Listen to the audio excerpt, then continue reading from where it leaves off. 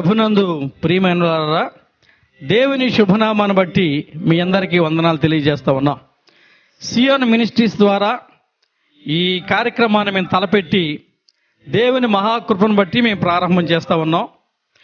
మొదటిగా వసంతకాలము అనేటువంటి అంశాన్ని గురించి ధ్యానం చేయాలని ఆశపడుతూ ఉన్నాం. దేవుడు ఇచ్చిన మా ప్రేరణ బట్టి వసంతకాలాన్ని గురించి పాత నిబంధన కాలంలో మనం చూస్తాం, అలానే నూతన బంధన కాలంలోనూ మనం చూస్తాం. పాత నిబంధన కాలంలో వసంతకాలము అనేది రాజులు యుద్ధానికి వెళ్ళే కాలం. నూతన బంధన గ్రంథంలో యేసు మనకు చెప్పినట్టుగా వసంతకాలం అనగా రాకడ కాలం. పిల్లరా, ఈ రాకడ కాలంలో మనం యుద్ధం చేయవలసిన వారమై ఉన్నాం. ఈ యుద్ధం అనేది ఆనాడు రాజులకు మధ్యలో జరిగితే, ఈ కడవ దినాల్లో మనకును మన శత్రువైన అపవాదికిని యుద్ధము జరుగుతూ ఉంది.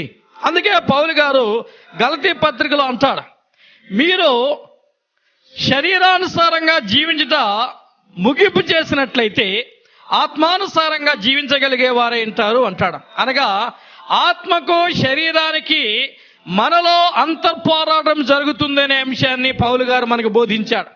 అలానే యేసు బోధనలో వసంతకాలం అనగా రాకడ సమయాన్ని, రాకడ కాలంలో జరిగేటువంటి అనేక అంశాలు, మానవుల్లో ఆందోళన కలిగించే అంశాలు జ్ఞాపకం చేయబడుతూ ఉన్నాయి. ఏది ఏమైనా పిల్లరా, మనం ఈ వసంతకాలంలో అపవాదితో మనం యుద్ధం చేస్తున్నామని, అపవాదిని ఓడించవలసిన వారై ఉన్నామని సత్యాన్ని ఎరిగి, దావీదు జీవితంలో నుంచి ఈ వసంత కాలానికి సంబంధించిన ఆత్మీయ సత్యాలు, రాకడకు సంబంధించిన ఆత్మీయ సత్యాలు రెండూ కలిసి మనం ధ్యానం చేసుకుందాం. బైబిల్ గ్రంథంలోనికి సమూయేలు రాసిన 2వ గ్రంథం 11వ అధ్యాయము 1-2 వచనాలు చూసినట్లయితే, వసంత కాలమున రాజులు యుద్ధమునకు బయలుదేరు సమయమున ఒకానొక దినమున ప్రొద్దుకృంకు వేళ దావీదు పడక మీద నుంచి లేచి రాజనగరం మీద నడుచుచు. పిల్లరా, యుద్ధము అనగానే రాజు సైన్యానికి ముందుగా ఉండి యుద్ధాన్ని నడిపించాలి. సైనికులు రణరంగంలో తమ ధైర్య సాహసాలు అనేకులకు తెలియచేస్తూ వారిని శత్రులను ఎలా ఓడించాలి, శత్రువుల మీద ఎలా యుద్ధం చేయాలి అనే అంశాన్ని వారు మనసులో ఉంచుకొని దైవ చిత్తానుసారంగా దేవుని మీద ఆధారపడి శత్రువు మీద యుద్ధానికి వెళుతుంటూ మనం చూస్తూ ఉంటాం. ఇక్కడ దావీదును మనం జ్ఞాపకం చేసుకుంటుండగా, దావీదు నిజానికి దైవ భక్తుడు, భక్తి కలిగిన వాడు, చాలా భక్తి కలిగిన వాడు. దేవుడు దావీదును బాల్యములోనే గొర్రెల దొడ్డులో నుంచి పిలిచి ఇశ్రాయేలు జనాంగానికి రాజుగా నిర్ణయించాడు, ఏర్పరచుకున్నాడు, అభిషేకించాడు. దావీదు దేవుని చేత అభిషేకించబడినటువంటి రాజు. ఇలా అభిషేకించబడిన వాడు దేవుని మనసు దోచినవాడు. నిజం చెప్పాలంటే సమూయేలు గ్రంథంలో మొదటి గ్రంథంలో 13వ అధ్యాయము 14వ వచనం చూసినట్లయితే ప్రభువే ఓ అద్భుతమైన సాక్ష్యాన్ని దావీదు విషయంలో మనకి తెలియజేస్తాడు. నా చిత్తానుసారుడైన మనుషుని నేను కనుగొంటిని. ప్రియరా, దావీదు దైవ చిత్తానుసారుడైన మనుష్యుడు, దైవ చిత్తానుసారంగా జీవించేవాడు. ఇదే విషయాన్ని పౌలు కూడా పత్రికలో జ్ఞాపకం చేస్తాడు. అపోస్తుల కార్యాల్లో దేవుడు తన చిత్తానుసారమైన మనుషుని కనుగొన్నాడు అని. అలా దావీదు దేవుని చేత కనుగొనబడినవాడు, దేవుని చేత ప్రత్యేకించబడినవాడు, దేవుని చేత ఏర్పాటు చేయబడినవాడు, దేవుని చేత అభిషేకించబడినవాడు. ఇటువంటి వ్యక్తి, ఇన్ని ఆత్మీయ గుణగణాలు కలిగిన వ్యక్తి యుద్ధ రంగంలో శత్రువుతో సైన్యము పోరాడుతూ ఉంటే ప్రాణాలు తెగించి, అలానే బంధువర్గానికి దూరంగా ఉండి, రక్త సంబంధాలకు దూరంగా ఉండి, తన కుటుంబాలకు దూరంగా ఉండి, దేశ క్షేమము కొరకు, రాజక్షేమము కొరకు వారి యుద్ధములో శత్రువులతో హోరాహోరీగా పోరాడుతూ ఉంటే దావీదు సైన్యంలో ఉండి సైన్యాన్ని ప్రోత్సహించవలసిన వాడు, సైన్యాన్ని మరి ఎంతగానో ధైర్యపరచవలసిన వాడు, సైన్యాన్ని ముందుండి యుద్ధ భూమిలో విజయానికి నడిపించవలసిన వాడు ఒంటరిగా ప్రొద్దు క్రొంకు వేళ మిద్దె మీద నిలిచిపోయాడు. ఈ అంశంలో పిల్లరా మీరు జ్ఞాపకం చేసుకుంటే 3 అద్భుతమైన సత్యాలు మనకు కనపడతా ఉన్నాయి. మొదటిది వసంతకాలము, రెండవది యుద్ధము చేసే వేళ, మూడవది ప్రొద్దు కృంకిన వేళ. ఈ విషయంలో మీరు గమనించండి. ముందుగా వసంతకాలము. వసంతకాలం అనే మాట మన జీవితాల్లో సంతోషాన్ని, ఆనందాన్ని కనపరుస్తూ ఉంది. ఎండిపోయి వాడిపోయి ఆకు రాల్చినటువంటి ఆ చెట్లు ఈ వసంతకాలంలో చిగురు పొందుకొని వాటి యొక్క వైభవాన్ని లోకానికంతా ప్రదర్శించినట్లుగా ఈ రాజులు ఈ వసంత కాలంలో యుద్ధానికి వెళ్ళడానికి వారి ఆనందాన్ని, వారి యొక్క సంతోషాన్ని యుద్ధ భూమిలో కనపరచడానికి వీరు శత్రులను తుదముట్టించాలని, శత్రులను ఓడించాలని ఈ సంవత్సర ప్రారంభంలో ఈ వసంత కాలంలో యుద్ధాలకు వెళుతూ ఉంటారు. ఇక్కడ మీరు దావీదుని గమనించండి. ఎంతో అద్భుతమైనటువంటి శక్తి కలిగిన వాడు, దేవుని చేత ఎన్నిక చేయబడిన వాడు, దైవాత్మతో నింపబడిన వాడు, దేవుని చేతలో ఓ అద్భుతమైన పాత్రగా వాడబడుతున్నటువంటి వాడు. ఇతడు నిద్రపోయి సైన్యం హోరాహోరీగా పోరాడుతుంటే ఈయన నిద్రపోతూ ఉన్నాడు. పిల్లరా, నిద్రపోతూ యుద్ధానికి వెళ్ళవలసిన సమయంలో దావీదు ఈ మిద్దె మీద తిరుగుతూ ఉన్నాడు. ఈ మిద్దె మీద ప్రొద్దు కృంకిన వేళ. ఈ ప్రొద్దు కృంకిన వేళ అనేది అపవాది విజృంభించే వేళ. విశ్వాసకి అవిశ్వాసముతో కూడుకున్న అంశాన్ని అపవాది బోధించే వేళ ఆ యొక్క మరి ప్రొద్దు కురింకిన వేళ. ఈ ప్రొద్దు కురింకిన వేళలో దావీదు అపవాది చేతిలో బానిస అయిపోయాడు. అపవాది చేతిలో బానిసగా మార్చబడి దేవుని యొక్క శక్తిని, ప్రభావాన్ని మరచి దైవ చిత్తాన్ని విడిచి యుద్ధానికి వెళ్ళకుండా నిద్రావస్థలో పడిపోయి యుద్ధ రంగంలో రారాజుగా ఉన్నటువంటి వ్యక్తి అపవాది చేతిలో వాడబడుతున్నాడు. పిల్లరా, మన దేవుని చేతిలో వాడబడవలసిన దినాలు ఇవి. దేవుని పాత్రలుగా జీవించవలసిన దినాలు ఇవి. దేవుని ఆత్మతో నింపబడి అపవాదిని ఎదిరించవలసిన దినాలు ఇవి. కానీ అపవాది తన యొక్క సమయాన్ని పోనీయక, తన శక్తి సామర్థ్యాన్ని ఉపయోగించి, తన యుక్తిని ప్రదర్శించి విశ్వాసిని దేవునికి దూరపరిచే దినాలు నిజానికి వసంతకాలమే. నిజానికి ప్రభు యొక్క రాకడ సమయమే. ఈ రాకడ సమయంలో విశ్వాసులు దేవునికి దూరం అయిపోతూ ఉన్నారు. ఈ రాకడ సమయంలో విశ్వాసులు వారి పనిని మరిచి జీవిస్తున్నారు.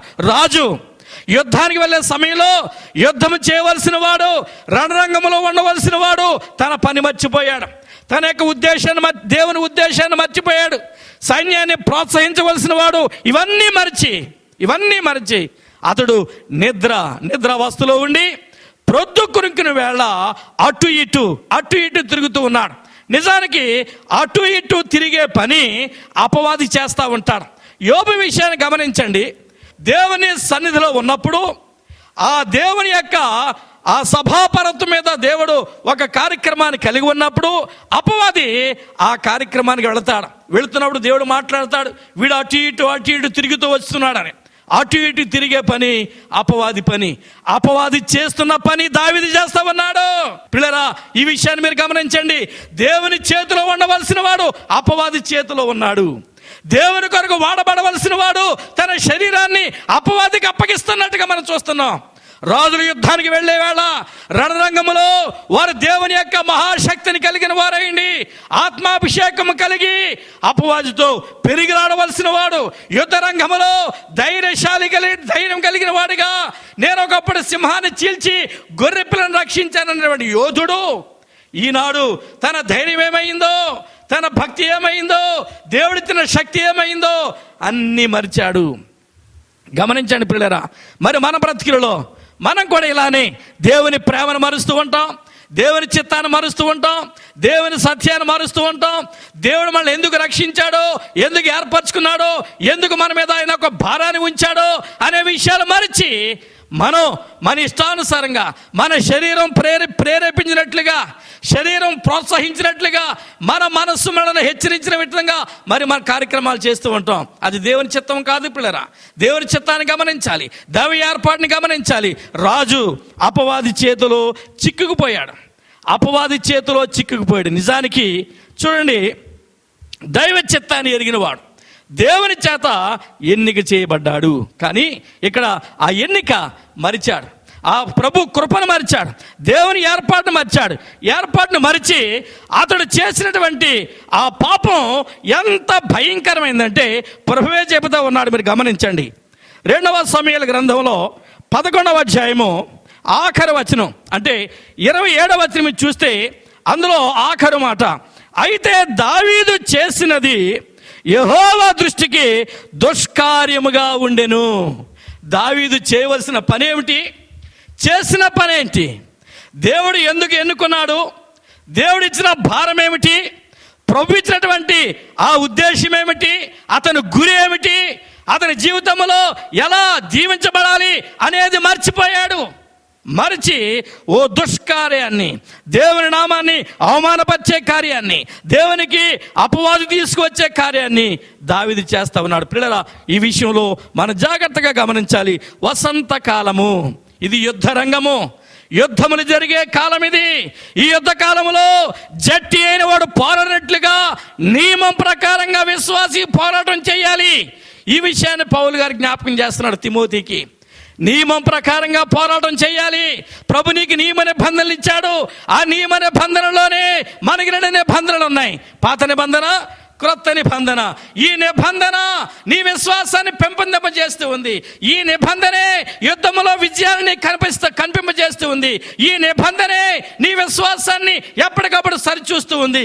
నీ జీవితంలో నిన్ను ప్రోత్సహించేది, నిన్ను బలపరిచేది, నిన్ను ధైర్యపరిచేది, నీ విశ్వాసాన్ని వృద్ధి పొందించేది ఈ నియమ నిబంధనలే. ప్రభు నీకు అప్పగించినటువంటి పనిని, ప్రభు నీకు అప్పగించిన పనిని ఆయన చిత్తానుసారంగా జరిగించవలసి ఉండగా నీ చిత్తానికి నువ్వు అప్పగించబడుతూ ఉన్నావు, నీ ఇష్టాన్ని నువ్వు అప్పగించబడుతున్నావు. రాజు ముందుగా ఉండి సైన్యాన్ని నడిపించవలసిన వాడు, రాజరకాన్ని పొందినవాడు, ఈ యొక్క దేశ క్షేమాన్ని చూడవలసిన వాడు, ఇశ్రాయేల్ జనాంగం యొక్క క్షేమాన్ని చూడవలసిన వాడు. ఇవన్నీ మరచి పిల్లరా సాయంకాల వేళ మరి నిద్రపోతూ అపవాది చేతిలో స్వాధీనమైపోయాడు. ఆ గమనం చేయండి. ఒకానొక దినమున ప్రొద్దుకురుంకు వేళ దావీదు పడక మీద నుండి లేచి రాజనగరి మిద్ది మీద నడుచుచు అటు ఇటు నడుస్తూ ఉన్నాడు. తన పనిని మర్చాడు, దైవ ఉద్దేశాన్ని మర్చాడు, దైవ చిత్తాన్ని మర్చాడు, ఆయన ముందుంచినటువంటి ఆ గురి అది మరిచాడు. పిల్లరా, మార్పు అనేది మానవ జీవితంలో అనేక రీతిలుగా మానవుల్ని దేవునికి దూరం చేస్తూ ఉంది. ఈ వ్యక్తి పాపంలో పడ్డాడు. మనందరికీ తెలుసు.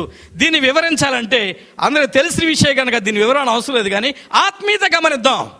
దేవునికి మనకి మధ్యలో ఉన్న బంధాన్ని చెడగొట్టేదే ఈ యొక్క ప్రొద్దుకురుంకుని వేళ జరిగే కార్యక్రమాలు, రాత్రి వేళ జరిగే కార్యాలే మన విశ్వాసాన్ని దెబ్బతీస్తాయి. దేవునికి మనకి ఉన్న బంధాన్ని చెడగొట్టేవిగా, పాడు చేసేవిగా, దేవునికి మనకి మధ్యలో అగాధాన్ని సృష్టించేవిగా అపవాది కార్యక్రమాలు చేపడతా ఉంటాడు. కానీ మనం వాటిని జయించాలి. వాటిలో ఉన్న విజయాన్ని మనం దేవుని చెంత మన విజయాన్ని కలిగిన వారమై ఉండాలి.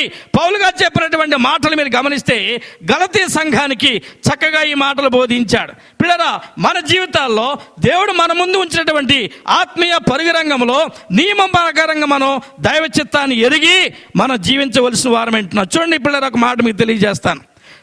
గలతీయులకు రాసిన పత్రికలో 5వ అధ్యాయము 17వ వచనం చూద్దాం. 16-17 వచనాలు.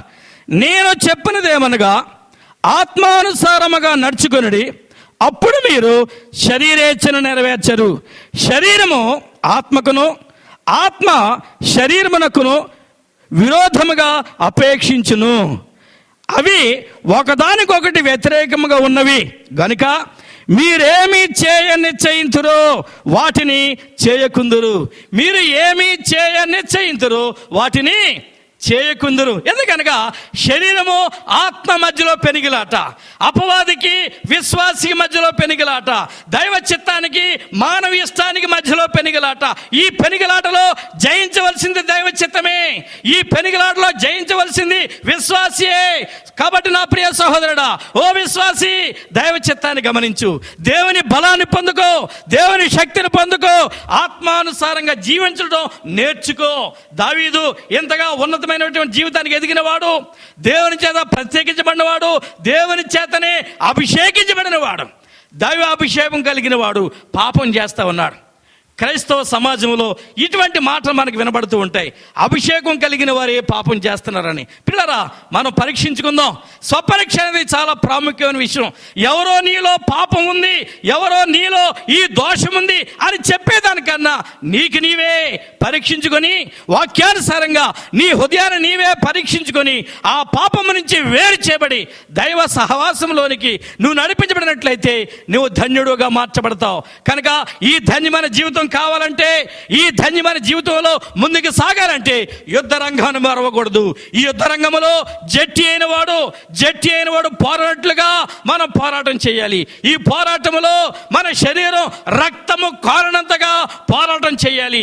ఈ పోరాటం మన ప్రభువుకే మనం అర్పించుకొని యుద్ధ రంగంలో మనం ముందుకు సాగి వెళ్ళవలసిన వారం వింటున్నాం. అలాంటి బాధ్యత కలిగిన వ్యక్తి, అలాంటి పని అప్పగించబడిన వ్యక్తి దేవుని చిత్తానికి దూరమయ్యాడు, దేవుని ఆత్మకు దూరమయ్యాడు. కనుక పిల్లరా, దేవుని ఆత్మ, దేవుని కార్యాలు మన బ్రతుకులో జరుగుతూ ఉండాలి.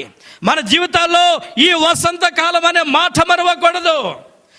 ఆ దినాల్లో రాజులు యుద్ధం చేసుకునేవాళ్ళు, ఒక రాజ్యాన్ని ఓడించి ఇంకో రాజ్యాన్ని సంపాదించాలని. ఈ దినాల్లో వసంతకాలంలో అపవాది మన రాజ్యములో, అనగా మన తండ్రి రాజ్యములో, మన ప్రభు మన కొరకు సిద్ధపరిచిన రాజ్యములో చేరకుండా వాడు మనల్ని అడ్డుపడుతూ ఉన్నాడు. కనుక పిల్లరా, ప్రభు చెప్పిన మాట మీరు గమనిస్తే మత్తయి సువార్త 25వ అధ్యాయంలో 34వ వచనంలో మాట అంటాడు, కాగా నా ప్రియులరా, మరి కుడి చేతున్న వైపుల వారులారా మీరు రండి, మన తండ్రి ఈ లోకము పుట్టక మునిపే మీకోసం సిద్ధం చేసిన ఈ రాజ్యాన్ని, ఇది మీ కొరకే, రండి దీన్ని మీరు సొంతం చేసుకోండి అని ప్రభు పిలుస్తూ ఉన్నాడు. యాజకులు రాజులు కూడా మీరే అనే విషయం. కనుక పిల్లరా, ఈ రాజరకాన్ని కలిగిన మనం అపవాదితో యుద్ధం చేయవలసిన వారం ఏంటున్నాం.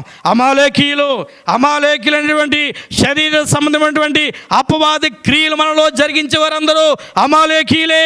వీరితో యుద్ధం చేయాలి. దేవుని సత్యాన్ని కలిగి ఉండాలి, దైవాత్మతో నింపబడాలి. ఇది రాకడ కాలం అని ఎరగాలి. మన శరీర పోరాటం ఈ లోక సంబంధులతో కాదు. మనం పోరాడేది ఆత్మీయమైన పోరాటములో ఈ యుగ సంబంధమైనటువంటి దేవతతో మనం పోరాడుతున్నాం. అలానే అంధకార శక్తులతో మనం పోరాడుతున్నాం. మధ్యాకాశములో ఉండి దేవుని సత్యాన్ని గ్రహింపనీయక అడ్డుపడేటువంటి దురాత్మల సమూహంతో మనం పోరాడుతున్నాం. ఎలా అనగా ఎఫెసీ 6:12 గమనించండి. ఎలా అనగా మనము పోరాడినది శరీరులతో కాదు కానీ ప్రధానులతోనూ అధికారులతోనూ ప్రస్తుత అంధకార సంబంధులకు లోకనాథులతోనూ ఆకాశ మండలమందున్న దురాత్మల సమూహంతోనూ పోరాడుచున్నాము. దురాత్మల సమూహం మనల్ని వెంబడిస్తూ ఉంది. ఈ దురాత్మల సమూహంతో మనం పోరాటం చేయాలి. ఆ దినాల్లో రాజులు యుద్ధం చేసేవారు, మరి ప్రజాక్షేమం కొరకు, రాజ్యాన్ని కాపాడుకోవడం కొరకు. ఈ దినాల్లో మన మధ్యలో జరుగుతుంది యుద్ధం, అపవాదికి మనకి మధ్యలో. ఈ పోరాటం భయంకరమైన పోరాటం. ఈ పోరాటంలో మన ప్రభుపక్షంగా నిలబడి ఈ దుష్ట శక్తులు కలిగినటువంటి అపవాదిని ఓడించడం దేవుని చిత్తము. ఈ పోరాటంలో అపవాదిని ఓడించట దైవ చిత్తం అనే విషయాన్ని మనం గమనించాలి. కనుక పిల్లరా, దైవ చిత్తాన్ని ఎరిగి దైవాత్మతో నింపబడిన వారైంది. కాలము సమీపించిందనే విషయాన్ని ఎరిగి, రాత్రి గడిచి చాలా కాలమైందనే విషయాన్ని కూడా మీరు ఎరిగి దేవుని కొరకు మీరు భక్తి కలిగిన వారైందండి. ఎందుకంటే ఇప్పుడు మీరు పొందిన రక్షణ కన్నా మీరు పొందబోయే రక్షణ చాలా సమీపంగా ఉంది అన్నాడు. ఇదేంటి, నమ్మి బాప్తిసం పొందిన వాడు రక్షించబడిన అన్నాడు కదా, ఇంకా పొందబోయే రక్షణ అంటాడేంటి? అవును, అంతము వరకు సహించిన వాడే రక్షించబడును. అంతము వరకు నువ్వు సహించాలి. ఈ సహనం నీలో ఉంటేనే నీ కొరకు సిద్ధపరచబడిన రక్షణ నీకు దేవుడు అనుగ్రహిస్తాడు. సిద్ధపరిచిన రక్షణ ఆయన వద్ద ఉంది. ఆయన సన్నిధిలో నీవుండి ఆత్మానుసారంగా జీవించగలిగితే, ఆత్మతో నింపబడగలిగితే, ఈ రణరంగములో, ఈ యుద్ధ భూమిలో నువ్వు జయించగలిగితే, శత్రు సైన్యాన్ని ఓడించగలిగితే, నువ్వు మౌనంగా ఉంటే కాదు, నువ్వు దేవుని పక్షంగా వాడబడవలసినటువంటి విశ్వాసమైండగా వాడబడాలి. నువ్వు దేవుని చేతిలో సాధనమైండగా ఈ సాధనం దేవుని యొక్క మహిమ కొరకు వాడబడాలి. దేవుడిని ఎంచాడు, నిన్ను పిలిచాడు, నీకు తన యొక్క ఆత్మనిచ్చాడు, ఆయన పాత్రగా చేసుకున్నాడు.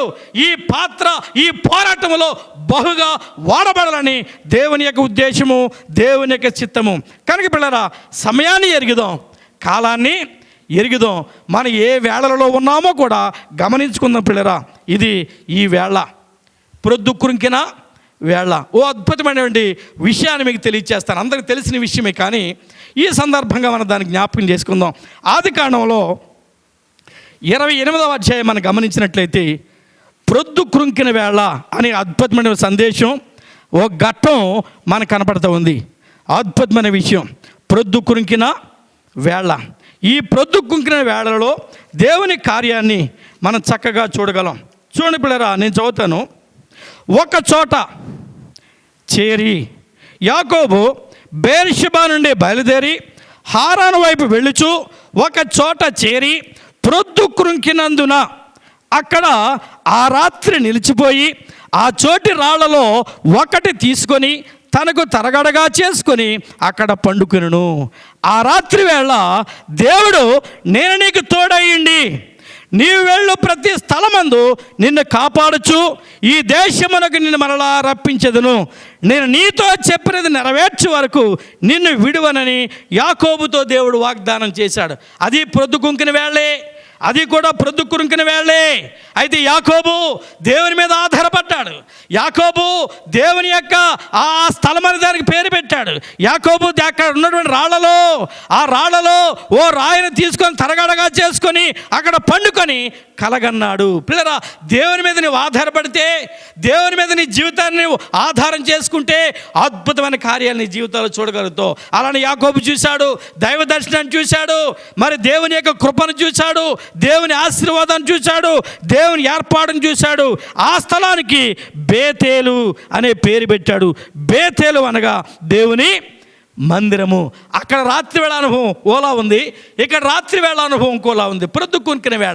ప్రొద్దుకురికిన వేళ దావీదు హృదయంలో ప్రొద్దుకుంకిన వేళ నాశనాన్ని తెస్తే, యాకోబు జీవితంలో ప్రొద్దుకుంకిన వేళ ఆశీర్వాదాన్ని తెచ్చింది. పిల్లరా, ఈ కడవరి దినాల్లో మన జీవితాల్లో ఆశీర్వాదం కావాలి. చాలామంది దినాల్లో ఆశీర్వాదాల గురించి మాట్లాడుతున్నారు, ఎన్నో దీవెనల గురించి మాట్లాడుతుంటారు, ఆర్థికపరమైన దీవెనలు, అలానే ఎన్నో లోక సంబంధమైన దీవెనలు. నువ్వు ఇల్లు కట్టుకుంటావు, నువ్వు పొలం కొంటావు, నీకేదో అది వస్తుంది ఇది వస్తుంది అంటారు. అది కాదు పిల్లరా, దేవుని ఆశీర్వాదం మనకు కావాలి, దేవుని ఆత్మ నడిపింపు మనకు కావాలి, దేవుని ఏర్పాటు మనకు కావాలి, దేవుని చేతుల్లో సాధనంగా వాడబట్టు మనకు కావాలి, అపవాదును ఓడించగలిగే శక్తి సామర్థ్యాలు మనకు కావాలి. ఇవన్నీ దేవుని ద్వారా మనం పొందుకుంటే ఆత్మీయమైన బలముని కలిగి, శత్రువు ఎంత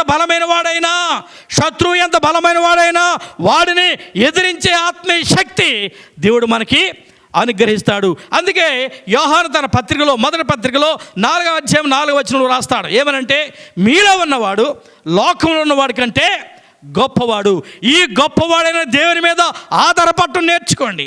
ఈ గొప్పవాడైన దేవుని మీద ఆధారపడటం నేర్చుకుంటే ఈ దేవుని యొక్క ఆధారం మన బ్రతుకుల్లో ఆత్మీయ దీవెనలు ఇస్తుంది, మన బ్రతుకుల్లో ఆత్మీయమైన అనుభవాలతో నింపుతుంది. కనుక దావీదు అంటాడు, మరలా మీరు చూడండి 3వ కీర్తనలో 5వ వచనం చూస్తే, యెహోవా నాకు ఆధారము. పిల్లరా, ఎప్పుడన్నాడు ఈ మాట? ఈ పతనం అయిపోయిన తర్వాత, దేవునికి దూరం అయిపోయిన తర్వాత, తన కడుపులో తన యొక్క రక్తాన్ని పంచుకొని పుట్టిన కుమారుడు అక్కడ తరుముతూ ఉంటే, అబ్షాలోము ఇతన్ని తరుముతూ ఉంటే అరణ్యములో పారిపోతూ అక్కడ దేవుడిని జ్ఞాపకం చేసుకుంటూ ఉన్నాడు. ఏమని? యెహోవా నాకు ఆధారము. పిల్లరా, ఈ విషయాన్ని ముందే దావీదు జ్ఞాపకం చేసుకొని ఉంటే శత్రు సమూహానికి లొంగేవాడు కాడు, శత్రువుల ఎదురు మీద దండెత్తేవాడు కాదు, దేవుని చేతిలో అద్భుతమైన సాధనమయ్యి ఉండేవాడు. కనుక ఈ పిలుపును అందుకొని ఈ యొక్క రణరంగంలో, ఈ యుద్ధ రంగంలో, ఈ యుద్ధ భూమిలో జయించిన వారి వలె ఆ రాజ్యాన్ని మనం సొంతం చేసుకోవాలి. ఇది ప్రభు ఇచ్చేటువంటి గొప్ప బహుమానం. ఈ బహుమానం మనదే, ఈ స్వాస్థ్యం మనదే, మన కొరకే ఈ ప్రభు యొక్క ఏర్పాటు. భూమి పుట్టినది మొదలుకొని సిద్ధపరచబడినటువంటి రాజ్యం. పిల్లరా, ఈ రాజ్యములో ప్రవేశిద్దాం, ఈ రాజ్యము కొరకు ఎదురు చూద్దాం, ఈ రాజ్యము కొరకే మనం సిద్ధం చేసుకుందాం. ఈ రాజ్యము కొరకే ఈ కడవరి దినాల్లో మన సిద్ధపాటును మనం మరి సిద్ధంగా చేసుకుందాం. దేవుడు మనము దీవించి ఆశీర్వదించును గాక.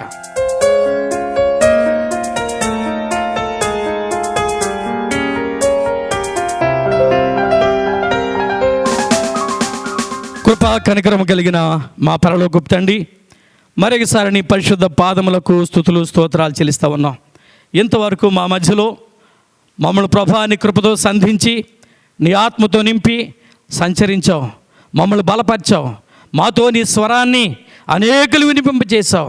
అనేకులకు ప్రభా ఈ స్వరం వెళ్ళుచుంటుండగా ఈ స్వరాన్ని అభిషేకించమని, అనేక హృదయంలోనికి ప్రభా హృదయాల్లోనికి చొచ్చుకొని పొమ్మని, అనేక హృదయాలు నీ కొరకు ఆకర్షించబడినట్లుగా నీ కృప దయచేయమని, నీ నిండైన బిడ్డ దీవెనలు అందరి మీద కుమ్మరింపు చేయమని, వాక్యాన్ని విన్న ప్రతి బిడ్డను నువ్వు సంధించమని, దుష్ట శక్తులన్నీ యేసు నామములో బంధిస్తూ త్వరలో మా కొరకు తిరిగి రాబోతున్న యేసుక్రీస్తు నామములో ప్రార్థించి వేడుకుంటున్నాము తండ్రి.